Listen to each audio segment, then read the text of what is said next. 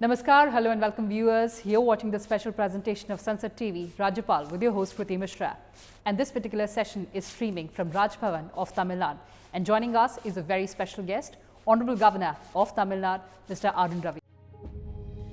Born in Patna, in Bihar, Ravindra Narayan Ravi did his masters in physics in 1974. After a brief stint in journalism, he joined the Indian Police Services in 1976 and was allotted the Kerala Cadre. He served in Kerala in various capacities. While serving in the Central Bureau of Investigation, he led several anti-corruption crusades against organized criminal gangs, including the mining mafias in the country. In the Intelligence Bureau, he served largely in theatres of insurgencies and violence, including Jammu Kashmir, Northeast and Maoist-infected regions. He has played crucial role in conflict resolutions in areas affected with ethnic insurgencies and brought several armed rebel groups into peace. He is the architect of India's international cooperation in counter-terrorism and intelligence sharing. After retirement from government service in 2012, he wrote regular columns in national dailies. He was appointed as the chairman of Joint Intelligence Committee in Prime Minister's office. He was appointed as the centre's interlocutor for the Naga peace talks in August 2014. Soon all the rebel armed groups signed agreements for a settlement which ushered in era of peace in Nagaland and rest of Northeast India. He was appointed as Deputy National Security Advisor in October 2018. He served as the Governor of Nagaland from August 2019 till September 2021. He was appointed as the Governor of Tamil Nadu by President of India and assumed the office as 26th Governor of Tamil Nadu on 18 September 2021. Sir, welcome to Sansad TV and thank you so much for joining us. Namaskar. Sir, before I talk about your current responsibilities, let's talk about your journey. You have vast experience in administration. You've been an IPS officer serving in Kerala for over a decade, worked with the CBI, Intelligence Bureau, National Security Council. You've played a very crucial role in conflict resolutions and brought several armed rebellion groups to peace. So how do you see your journey so far? Well, you have narrated so many things. When I look back, it seems quite a lot. But over 40 years of my association with national security establishment in various capacity, to begin with in the district, where I got opportunity to address public order situations, social tensions, and numerous other issues that crop up in any living society. That is at the grassroots level. At the macro level, at the national level, since I served in the state as well as in the central government, I got unique opportunity to see our country from Kanyakumari in the south to Karakoram Pass at Xinjiang border, to the east, our tri-junction with Myanmar and Tibet, to the southeast with tri-junction of Burma and Myanmar and Bangladesh, and all that came in between. It gave me opportunity to deal with Pak-run proxy war in Jammu and Kashmir, China-assisted separatist ethnic insurgency in the northeast, Maoist operations, violent operations in central India, because Maoists wanted to overthrow the parliamentary form of democracy. Their urban collaborators, who often in the guise of giving intellectual or moral support to the deprived, their hidden agenda remained disruption of parliamentary democracy in India. I got opportunity in CBI to understand, investigate and bring to justice people involved with crime and criminal syndicate, mafias, sophisticated financial crimes, banking sector, corporate sector, crimes with international ramifications involving Interpol, terrorist activities in the hinterland, terrorist organizations within the country and those who were run from their handlers across the border, their modus operandi, and so the counter-terrorism operations. It gave me opportunity to understand the pains and problems of our border population. It also gave me opportunity to understand the dynamic of migration, the movement of people across the border. Because the people across the border, they negotiate a very delicate dichotomy of political identity and sociological relationship. Politically, they are member or citizen of one country, but they remain sociologically connected across the border. How they negotiate that? Pressures on our border from the hostile forces, especially LSE with China, monitoring those activities, assisting our military, a range of experience one got. International cooperation, because today in the digital age, it's not, crime is not whether it's terrorism or financial crimes. This is not just confined to a particular geographic domain, and so international cooperation is needed. I got that opportunity. When I came to National Security Council post-retirement, when I got back to the system, I was taken in. I got opportunity to understand the national security in a very comprehensive perspective. Because national security is not just a domain of military or police or security agencies. In fact, every element of our national life is integrally connected with our national security. That perspective and to be part of a strategic response to our problems, that give me opportunity. So it has been a very, very enriching experience for me. As interlocutor for bringing peace to the northeast region, it gave me another experience, and with the full backing and blessings of Honorable Prime Minister, within a year we could resolve the issue, political issue, and they all agreed that the issue is within, not without. We are member of a family, we have a problem, that problem needs to be addressed.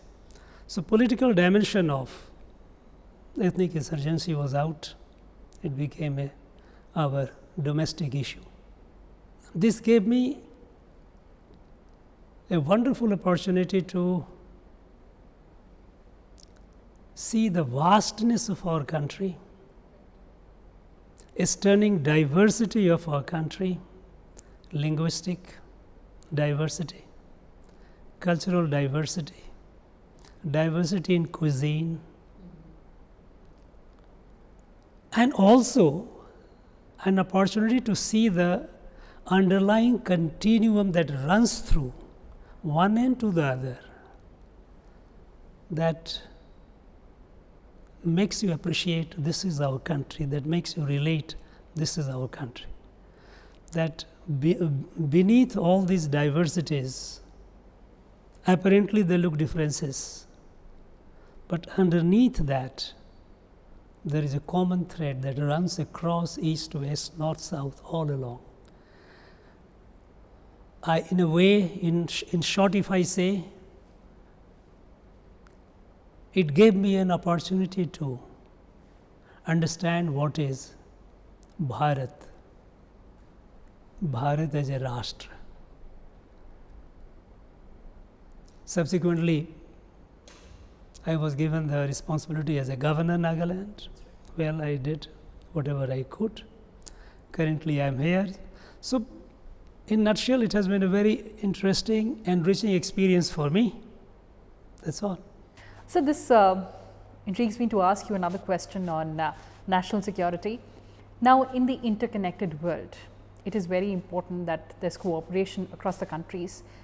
You're known as the architect of India's international cooperation in counter-terrorism and intelligence sharing. Sir, how do you see the coordination not only between different countries but within our country between the agencies? You know, a good question. Within our country, you know, have two different dynamic. International cooperation, there are countries, and most of the countries, they realize that terrorism or financial crimes, they are hurtful to everyone's interest. And these crimes, these problems cannot be addressed by any country, howsoever strong and powerful that country may be. It cannot be, it has to be through cooperation. So, there when we create the architecture of cooperation, the countries negotiate between their interest, own interest, which at times may not be aligned with the interest of other countries or may not be aligned with our country's interest, because they look at, because there are countries which, let us say terrorism, they use terrorism as a political resource. Now, you expect them to cooperate, that is very unlikely that they will cooperate. But there are countries who, even though they do not so overtly use it, somewhere they see some angle, some interest. The very fact that there is no agreed definition of terrorism, internationally agreed definition of terrorism, it shows the problem of cooperation internationally. Nevertheless, with the like-minded countries, the countries with whom we have shared values and interest, we have been able to create a reasonably good, robust international cooperation mechanism. Within the country, we have a large number of agencies. If you look at the union level, the central level itself, there are over 24 agencies housed in different ministries. They are collecting intelligence in their own respective domain: financial, narcotics, drugs, military, so many. And they have all been working in their silos, by and large. Now, Prime Minister Modi, he realized this, and he was serious about bringing a synergy among all these agencies. And one of the first responsibility after he came to Delhi was when I was appointed as the chairman of Joint Intelligence Committee, Right. to bring these agencies together, not merely for coordination, because this institution has been there for long, right from 1948. It is a legacy of the British. That's right. But the way the British evolved their JIC, we didn't. We kept it as a form. Each agency remained completely insular to the other, And so, one of the first things that we did, with the blessings of the Prime Minister, is to bring all the agencies not only to share intelligence, operational intelligence, but also in many ways share their resources. And that gave us a multiplying effect in our efficiency. Any intelligence input, what is intelligence? It is a value added information. We get some information from somewhere, maybe signal, maybe images. How do you interpret it? Exactly. And when you interpret it in the context where it is located and which becomes intelligible, only then it becomes worthwhile intelligence. There are agencies which have been generating images, and they have the capacity to interpret it according to their understanding. But this game being such where interpretation cannot be static, the consumer agencies, consumer intelligence wings or the units, they would be, if they come together, they would be able to interpret it in a more sensible way, make sense of it. Otherwise, it can be misleading. So, all this became possible, and we were able to strengthen our security apparatus, our preventive capability, as well as our capability to respond should there be a need. And we try to ensure that, and we succeeded to a great deal in ensuring that the threats, if originating from foreign soil, they are neutralized before they land. And if it's being conceived on our territory, then it is miscarried. It doesn't fructify. And our agencies have been doing great work. And those endeavors are evident in our robust security apparatus today, sir. But talking about your current responsibilities, you've been the Governor of Nagaland, Meghalaya, so now Tamil Nadu. So, how do you view the role of the governor for the progress of the state? Governor has multiple responsibilities, constitutional and moral, both. Constitutional responsibilities are by and large explicitly stated in the Constitution, but there are a lot more which falls into the moral domain. The governor as a positive force, कहते हैं समाज में सज्जन शक्ति को मजबूत करना. We have a lot of positive force in our society which are lying dormant, latent. Strengthen that. While discharging all these responsibilities, whether constitutional or moral, governor must remember, and I am sure governors, they do remember, that though you are appointed to a state and your primary responsibility to serve the people of the state in the best possible manner that you can, you must not lose sight of the country as such. Because our country, Bharat, is unique. When I say unique, it is much more than a political state. We have all studied in our textbooks, in our schools and colleges, the political state which evolved through European political thinkers and political processes. It talks about a state having 4 components. You have a territory, you have a population, You have a government, and the government is sovereign. Now this is political state. Bharat is much more than that. Bharat, it is not, when you say population, your population is number. The place is inhabited. It is not just a barren land. Right. There have to be people. So, in the context of Bharat, it is the people. Bharat is not a creation of, like European states or many other states, creation of a Bahubali, a ruler, who conquered a territory, consolidated it, established a kingdom, turns out into a state. No.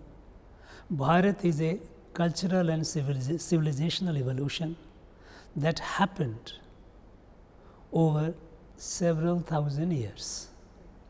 And that is why Bharat is mentioned in even our ancient text. Our ancient text says, one of the quotes, if I tell you, it tells the geographic expanse of Bharat. Uttaram yat samudrasya himadrishya dakshinam varsham tad bharatam nama bharati yatra santati. North of ocean and south of the ice-capped, ice-peaked Himalayas is the land, is Bharat, and its children are Bharati. Now this Bharat, which is a cultural and civilizational evolution, emerged thousands of years before. States are political and administrative delimitation of an area of Bharat. From time to time, states have emerged, have been created to fulfill the aspirations of the people. Our oldest state is not even 100 years old. The whole is Bharat, and states have emerged from time to time. As I said, it is a political and administrative delimitation of an area. Right. Now, there is no guarantee there will be no more states in future. It will be, because people's aspirations. What happens is, the nature of our polity is such that the most of our leaders in the state politics, they get overwhelmed by their local interest and local identity, at times at cost of the larger whole. The states have certain autonomy within the constitution, but the spirit of our constitution is Bharat. Governor must be conscious of that. You know, the very first article of the constitution, it says India, that is Bharat. Baba Saheb Ambedkar, why did he put that article? Why did he say that? It must be there. At the very beginning, when you talk about India, you must know what is India. India is actually Bharat.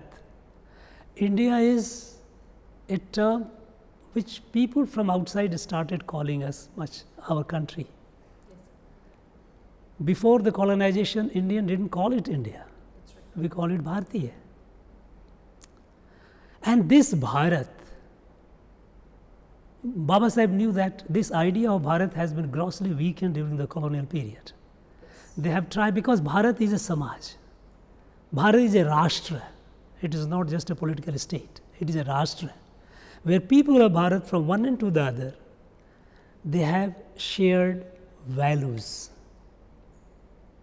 They have shared cultural continuum. Apparently, it looks different, but underneath, they find the values are the same. Since this notion of Bharat as a kutumbam, as a family, as one organic entity, was grossly weakened. Baba Sahib thought it necessary that we must introduce India to the people of our country who have, during the time of the British, they were so much through the British system of education, they only talked about India, which is, they always looked at in terms of differences, geographic, linguistic, all the differences, and that is how they looked at it. कहते हैं खंडों में देखना शुरू किया, भारत को उन्होंने खंडों में देखा. Here in Tamil Nadu we had a great revolutionary patriot, Mahakavi Bharati, Subramaniam Bharati. He describes Bharat. He says, Seppu modi padanet udiyal, anil chintanai ondrudiyal. Bharat Mata speaks numerous languages, but her heartbeat is one. The numerous languages that we speak, we do, and we are proud of it. But its heartbeat is one, her thinking is one. This is Bharat.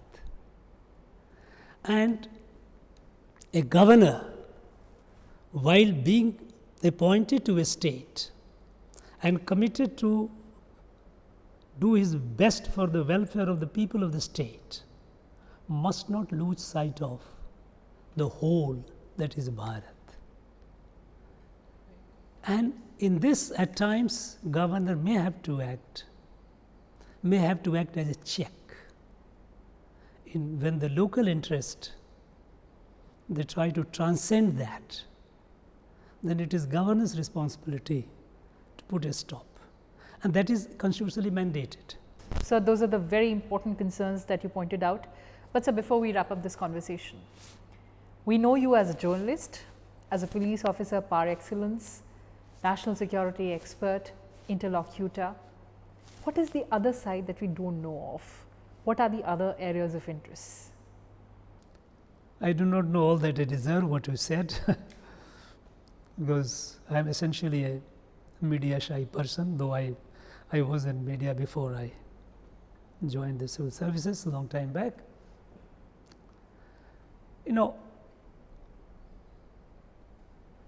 I love reading, I love writing.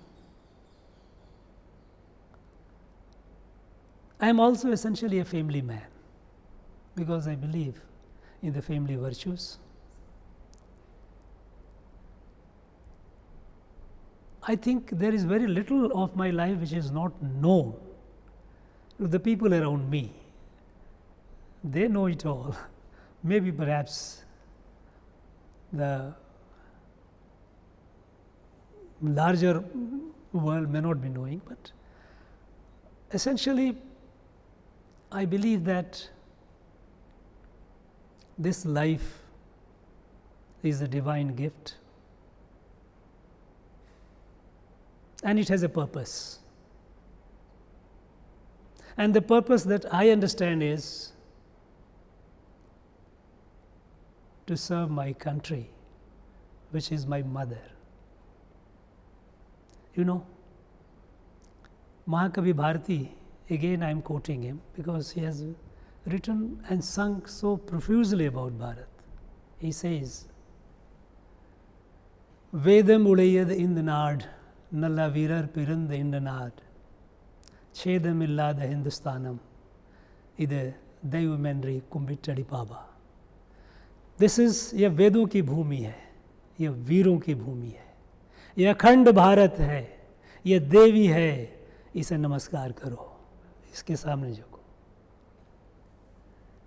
I think, I myself do not know honestly what I will do tomorrow, because in the morning when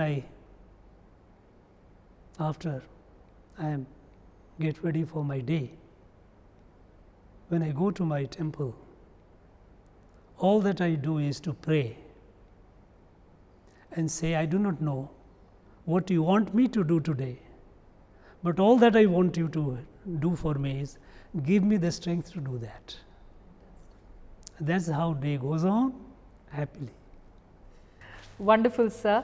And with that very, very positive thought, we have to thank you for this wonderful conversation. It was a pleasure speaking to you, sir. Thank you. Thank you very much. Thanks a lot, sir. Well, viewers, that's all we had for you in this edition. Thanks for watching and stay tuned to Sansad TV. Goodbye for now from my side.